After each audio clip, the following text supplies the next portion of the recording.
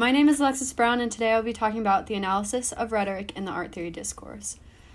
The world of art is a complex and abstract reality embedded in deep theory and thoughts about how one should define the word itself. Artists and writers have been debating the very meaning and intentions behind art for decades. Questions such as, how do we teach art? What is the purpose of art? What aesthetic intentions influence the meaning of an artwork? And many others leave educators in a state of controversy and conflict.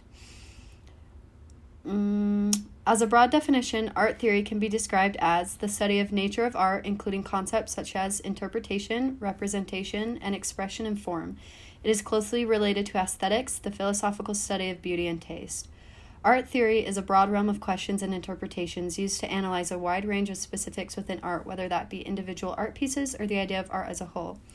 To be able to comprehend the intricate text and discourse within art theorists, one must understand the rhetorical devices and strategies authors use in their journals and writings. For the purpose of this video, I will investigate academic journals and their synchronized use of abstraction, poetic diction, and aesthetics to further implement the author's personal analysis and ideas behind art theory. The first thing to note is the formal properties. Within art theorist journals, there is a variety of different layouts and styles, each one different than others.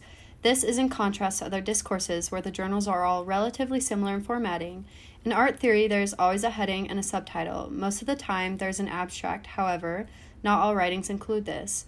There's a breakup of paragraphs, each one with a heading to give insight into what the writing is about.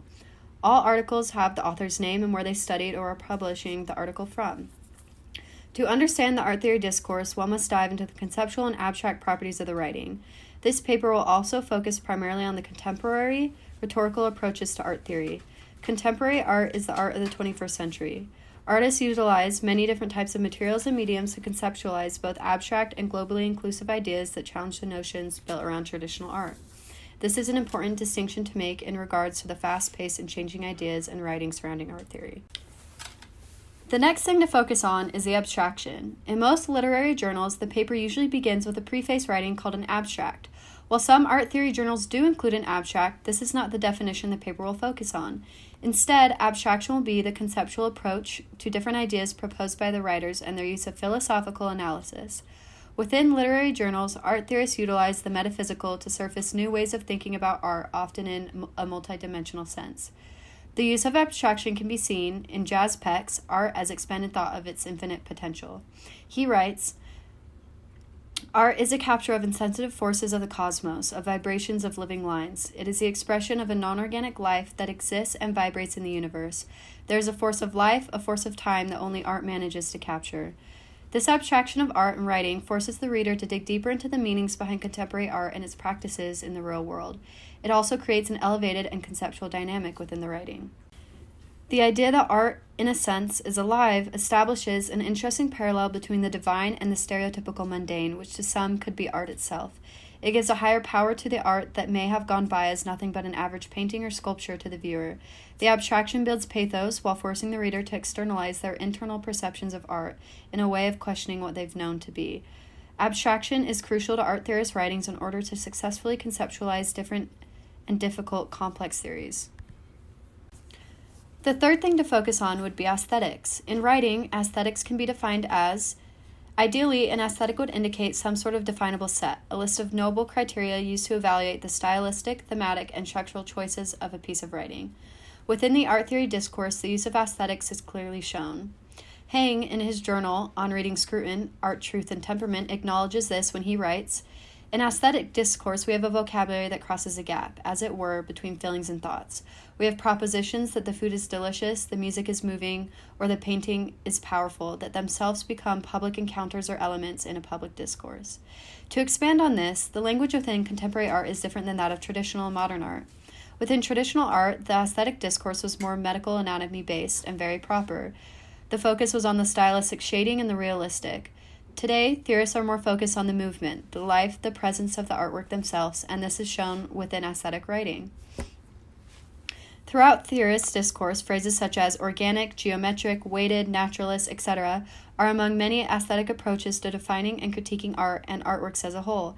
Aesthetic discourse allows artists to join together in discussing and analyzing the abstract and poetic properties of art. This leads us to our final topic, poetics.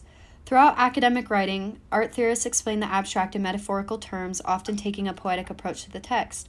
This way of writing allows for a deeper insight into the theories being spoken of.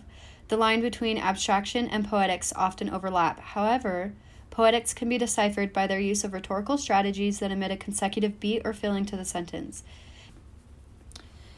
Jaspek speaks on art as he writes, "Art is a capture of insensitive forces of the cosmos, of vibrations of living lines. It is the expression of non-organic life that exists and vibrates in the universe. There is a force of life, a force of time that only art manages to capture." Jaspek's use of anaphora is clear in his repetitive use of the word of and phrase of force.